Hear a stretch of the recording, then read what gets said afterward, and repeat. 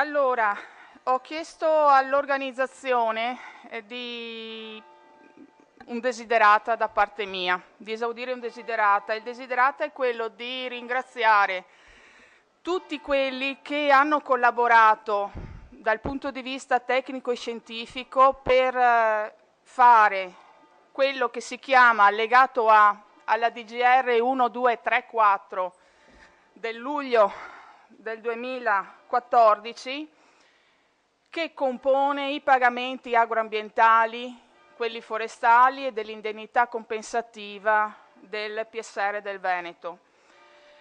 Abbiamo contattato tantissime persone, sia a livello individuale che a livello di organizzazione, che a livello di università. L'elenco lo faccio, magari escludo qualcuno e me ne scuso.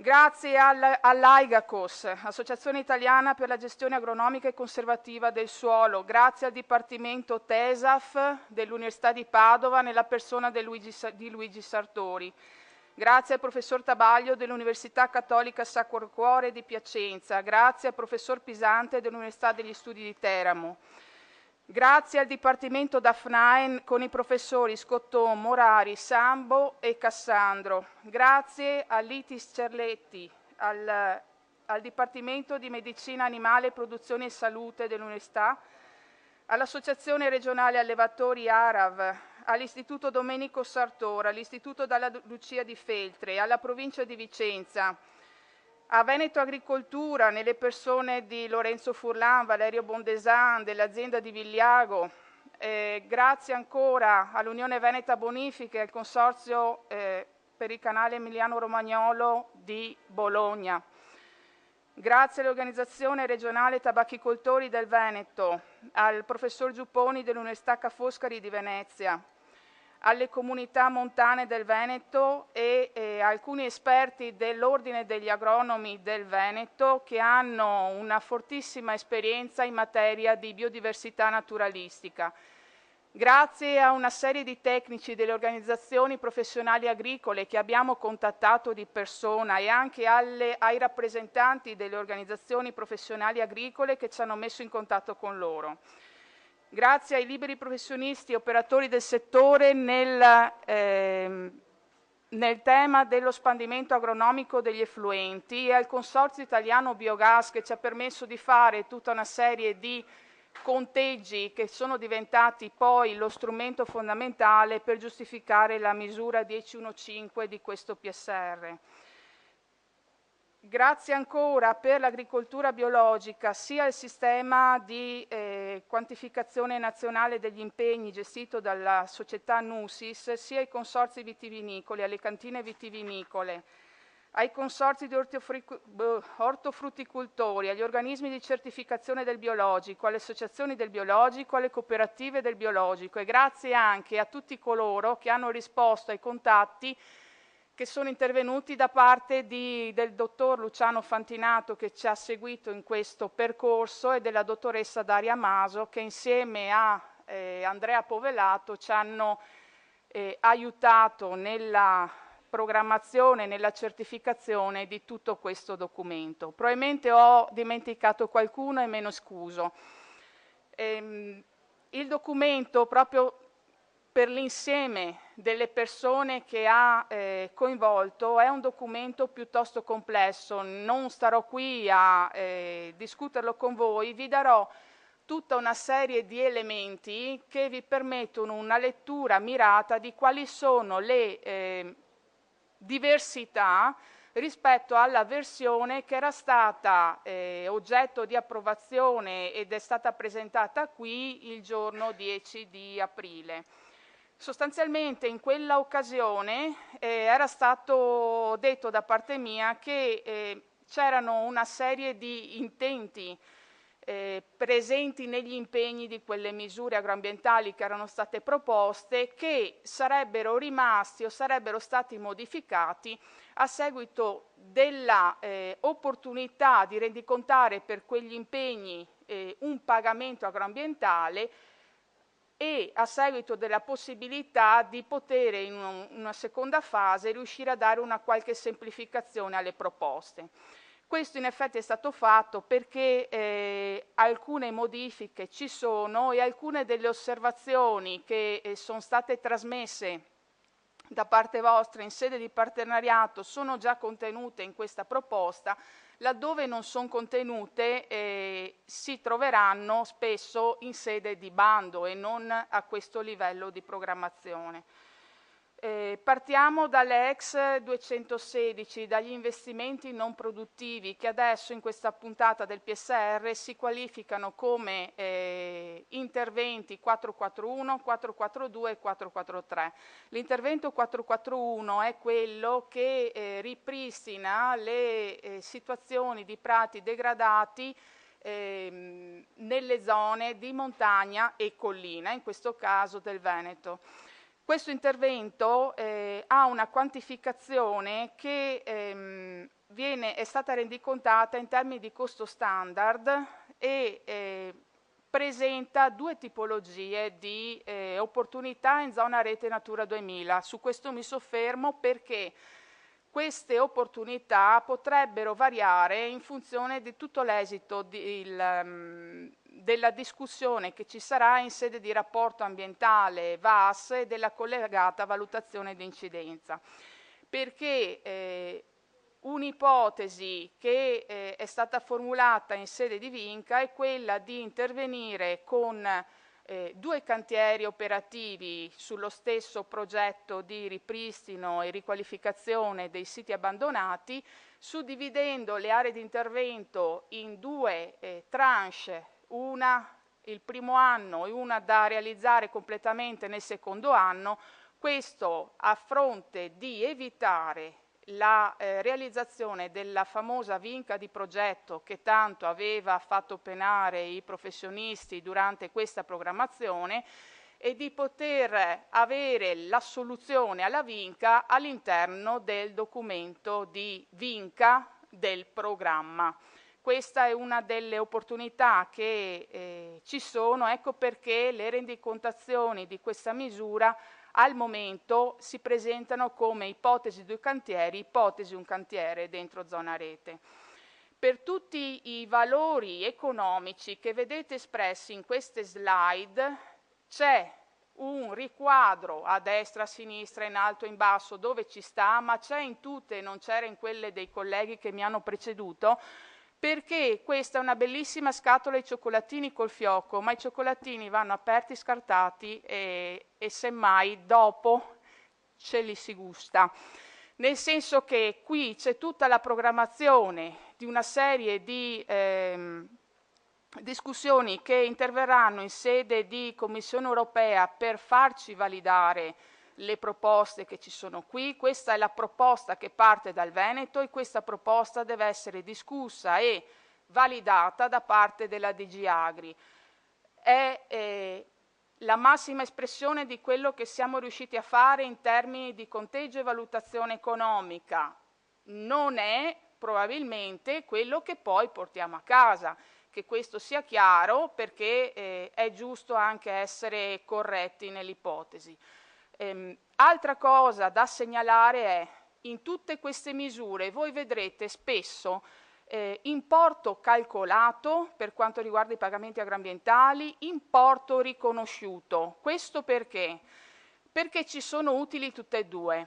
Spesso l'importo calcolato è molto alto, è anche il doppio dell'importo riconosciuto, ma è sull'importo calcolato sulla base di questi documenti che hanno alle spalle un'analisi su banca dati RICA quadriennale che noi possiamo poi rendicontare quei margini lordi che sottraggono all'agricoltore che accede ai pagamenti agroambientali la tranche greening in termini di diversificazione di prato permanente, greening in termini di EFA, quelle sottrazioni all'agricoltore si fanno dall'importo calcolato e non dall'importo riconosciuto. Ecco che tra il calcolato e il riconosciuto c'è lo spazio per detrarre il greening, quindi non andiamo a intervenire sulla tasca dell'agricoltore che va ad accedere ai pagamenti agroambientali.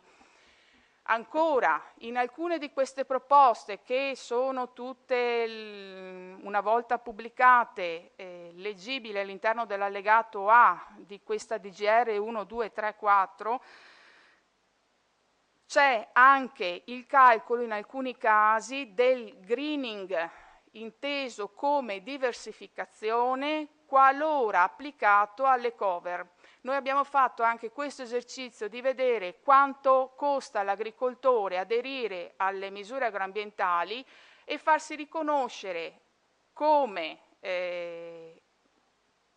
ecological focus area la cover crops o l'erbaio che inserisce nella misura dell'agroambiente. Questi esercizi li abbiamo fatti e vi do già la risposta prima che vi mettiate a leggere il maloppo di 221 pagine.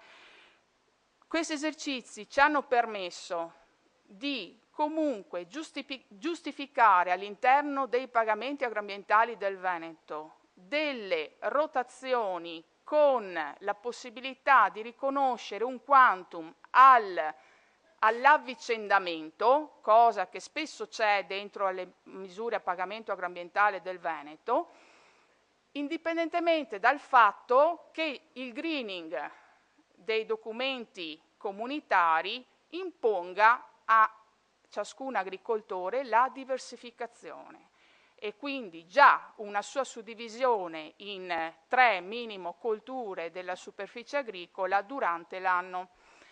Quindi siamo riusciti a rendicontare di tutto quello che vedrete esposto il pagamento per ciascun agricoltore che aderisce a questi impegni del PSR.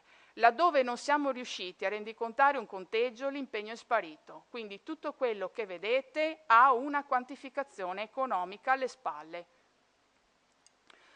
Misure infrastrutture verdi. Nella misura infrastrutture verdi non cambia niente, nel senso che è la vecchia 216.5 del PSR passato. Si vanno a mettere a dimora tutta una serie di corridoi ecologici, si fa questa operazione in termini di progetto con rendicontazione forfettaria all'interno del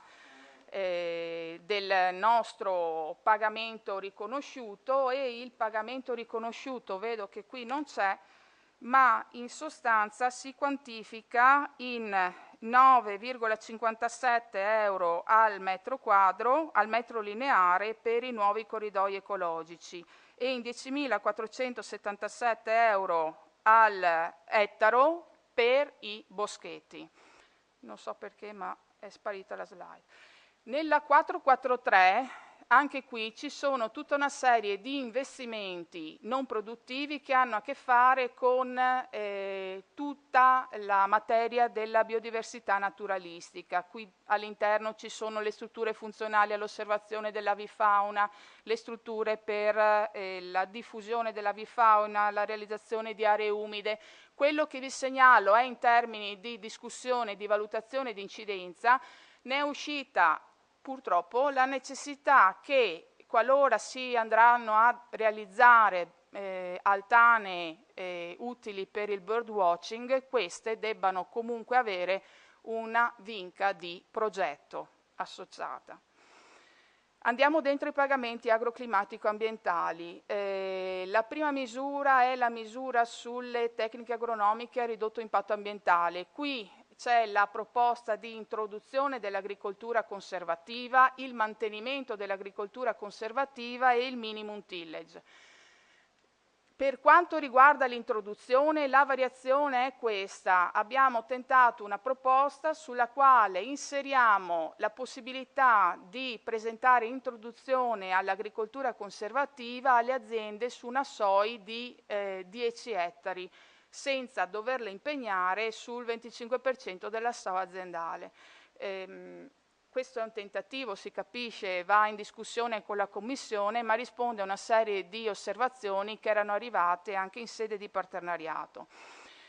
Per quanto riguarda i pagamenti, il pagamento calcolato qui è molto elevato, è quasi il doppio di quello riconosciuto. Il riconosciuto però è un pagamento al massimale del regolamento, è di 600 euro per ettaro sia per l'introduzione che per il mantenimento dell'agricoltura conservativa, al netto del greening. Invece per le tecniche di minima lavorazione le rendicontazioni sui mancati redditi e i maggiori costi hanno portato una rendicontazione di 322 euro con all'ordo del greening e 291 al netto. Per quanto riguarda l'ottimizzazione delle tecniche ambientali e agronomiche irrigue, vi faccio questa segnalazione. Per gli addetti al settore questa è la ex misura 214I3 della passata programmazione. Rispetto a quella le rendicontazioni degli impegni sono analoghe. Abbiamo tolto qualche limite, non c'è il limite sulla irrigazione a goccia per i 1605 metri cubi per ettaro, non c'è il limite di dovere sostanzialmente, scusatemi, di dover ho perso il filo, abbiate pazienza, non c'è il limite di dover intervenire con la concimazione azotata ridotta su tutte le colture. Quello che però vi segnalo è questo. I pagamenti sono aumentati perché nella proposta alla Commissione, perché sono aumentati i margini lordi di base sui quali noi andiamo a fare i conteggi. Gli impegni sono analoghi e a questi impegni abbiamo sottratto giustamente per tutte le aziende che ne sono soggette la componente greening. In questa misura qui quello che cambia è che c'è una parte nuova che riguarda la realizzazione di impegni con specifiche finalità paesaggistiche. In sostanza, chi aderirà a questa misura farà delle rotazioni speciali che non sono altro che colture che possono avere un effetto paesaggistico di massa perché sostanzialmente sono in fioritura, danno un effetto importante anche alla realtà visiva dei contesti figurativi del Veneto, e queste colture le vedete qui: lino, girasole, sorgo rosso e giallo, miglio, panico, pisello proteico, frumenti aristati, orzo distico, polistico, triticale, segale, colza. Queste colture in avvicendamento formulano una serie di rotazioni per le quali andiamo a riconoscere un pagamento che è individuato, che qua non vedo, che è saltato, in circa 580 euro per ettaro. Mi dispiace che sia saltata qualche slide. 580 euro per ettaro nell'impegno paesaggistico, 546 nell'impegno al netto del greening. In tutte queste slide trovate degli asterischi rossi. Dove ci sono degli asterischi rossi vuol dire che quello che rendicontiamo alla Commissione europea è un pagamento che va oltre ai massimali di regolamento. In questo caso quello con l'asterisco rosso qui è il tabacco. Le giustificazioni che lo rendono eccezionale, tra virgolette, ai sensi del regolamento, sono i margini lordi che costituiscono la perdita di reddito dei tabachicoltori. In questo caso sono giustificati all'interno del contesto della misura che è già stata presentata in sede di HELCEC. Per tantissime misure, eccolo qua l'impegno paesaggistico, scusatemi, alternativa 3 impegno paesaggistico, i soldi che vi dicevo prima. Per moltissime misure che vedrete in queste slide è stato esposto un valore con l'asterisco. Vuol dire che noi tentiamo con la Commissione europea di portare a casa i risultati già ottenuti in sede di HELCEC o anche superiori, nel senso che vedrete accanto a moltissimi di questi valori quell'asterisco rosso. Vi è stato messo in rosso apposta, nel senso che è vero che noi entreremo in discussione con Bruxelles per portarci a casa dei valori che superano il massimale, ma è bontà di Bruxelles anche concederceli. La difficoltà che c'è qui rispetto alla passata programmazione è che in quell'occasione lì quel risultato di eccezionalità era stato chiesto sulla base di tutta una serie di analisi territoriali su quelli che erano stati i risultati intermedi del PSR. In questo caso lo facciamo a mente fredda di fronte a un plafond di beneficiari che non abbiamo, quindi la discussione è un po' più debole nei confronti degli uffici della Commissione. Ecco perché ho ringraziato all'inizio tutte quelle persone di cui ho fatto l'elenco, perché moltissime di quelle ci hanno aiutato con una serie anche di tesi di laurea che sono recentemente uscite da parte di queste università, a giustificare quegli aspetti di eccezionalità che abbiamo argomentato all'interno degli specifici capitoli delle singole misure. Infrastrutture verdi, non è cambiato niente, la misura è similare a prima, quello che cambia, la vecchia 214A, quello che cambia è che non c'è più una differenza in termini di pagamento tra siepi di nuova programmazione e siepi non soggetti a programmazioni precedenti, e quello che cambia è che siamo riusciti a rendicontare un pagamento agroambientale anche per tutti i tipi di boschetti, non solo quelli che erano riferiti a programmazioni passate. Misura 10.1.4, mantenimento prati, prati pascoli, seminaturali e ricchi di specie. Questa è la misura che ha avuto il maggiore impegno, le maggiori modifiche, i maggiori splittaggi. A questa misura qui, rispetto alla versione di aprile, sono stati tolti gli impegni riferiti al numero di sfalci obbligatori in pianura, collina e montagna.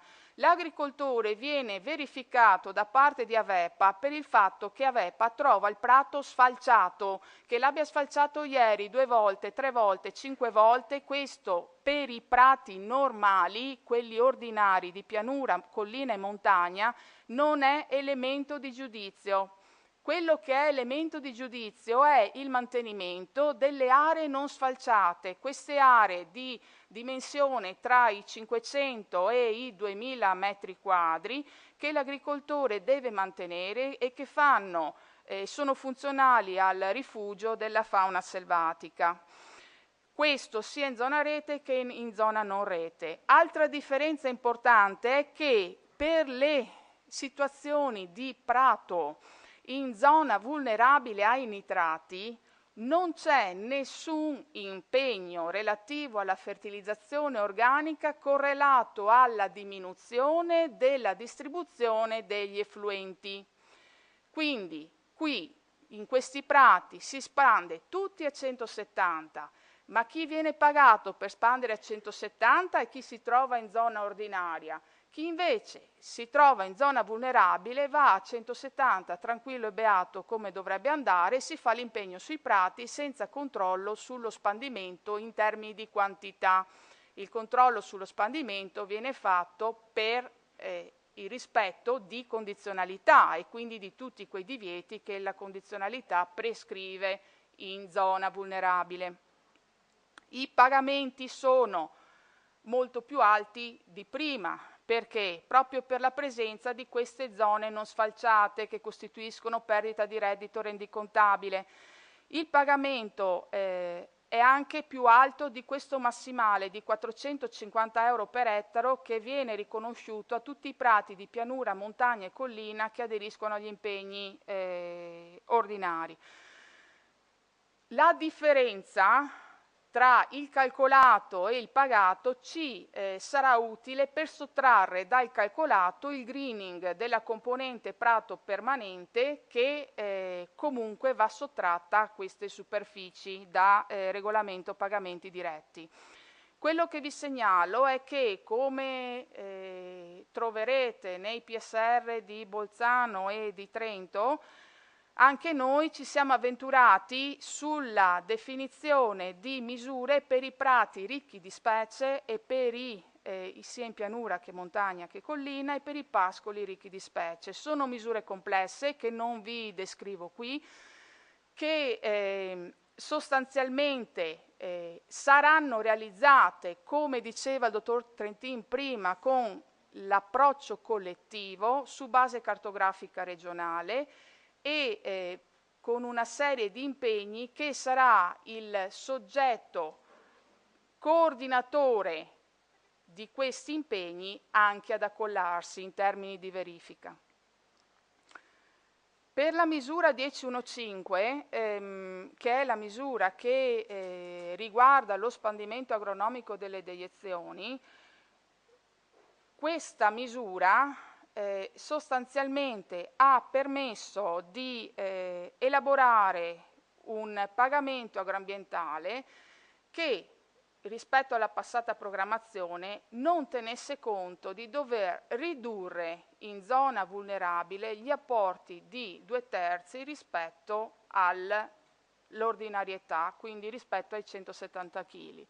Questa misura qui si attua ed è una misura che paga interventi gestionali all'interno delle operazioni di spandimento e come tale non va a far leva sulle quantità massimali da ridurre rispetto all'ordinarietà disciplinata o dalla direttiva nitrati o dal DM 7 aprile. Quindi spando 170, spando 340, la misura si applica in tutte le superfici del Veneto che sono carenti di carbonio organico e lo sono tutte tranne sostanzialmente qualcosa dei colli organici, colli iberici e le zone montane. Sono le superfici che sono rendicontate come carenti di carbonio organico ai sensi della deroga nitrati e sostanzialmente il vincolo che ho qui è quello di utilizzare determinati metodi di spandimento che non vadano a sostanzialmente creare dei compattamenti al terreno e che non vadano a distribuire gli effluenti zootecnici creando l'emissione di emissioni gassose.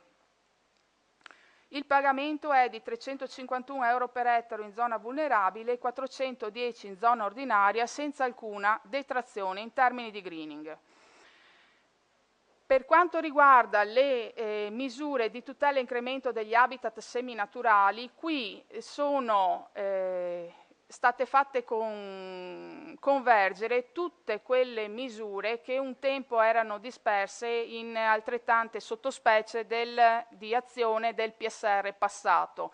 Abbiamo il mantenimento dei prati umidi e zone umide della ex 214D azione 1, abbiamo le colture a perdere della ex 214D azione 2, abbiamo la conversione dei seminativi in prati non fertilizzati della 214G e abbiamo una misura nuova che è il mantenimento di zone umide realizzate in contesti nei quali andiamo a intervenire anche all'interno dell'alveo di fossati aziendali per la costituzione di ambienti di rinaturalizzazione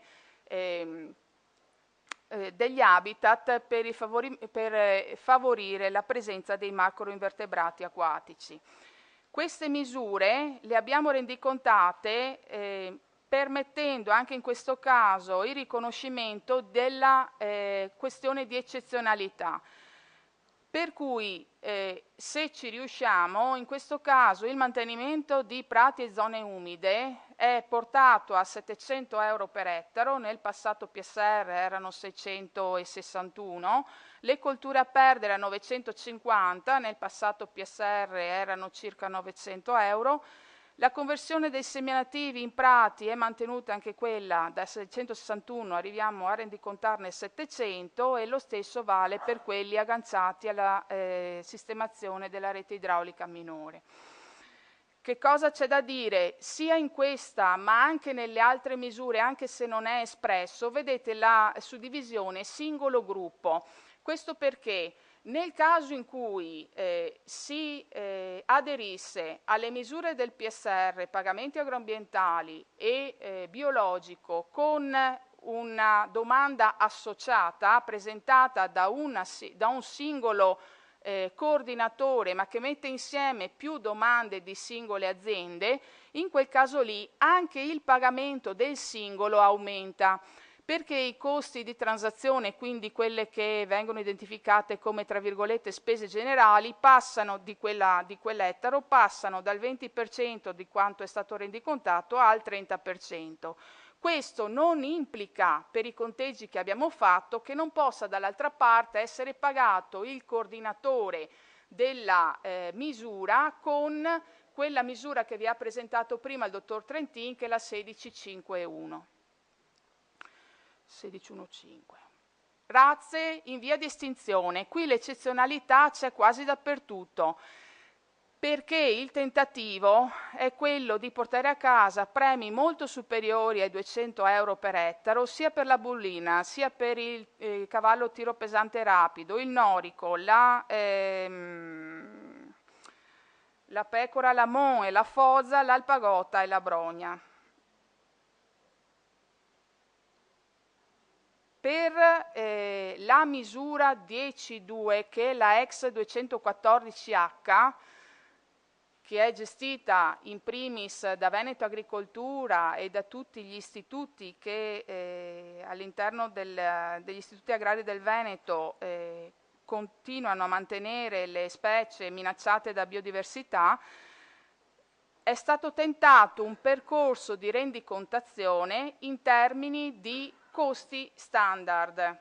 È una novità. Non credo che infatti qui non c'è la specificazione dei conteggi, è una parte assolutamente innovativa per questo PSR.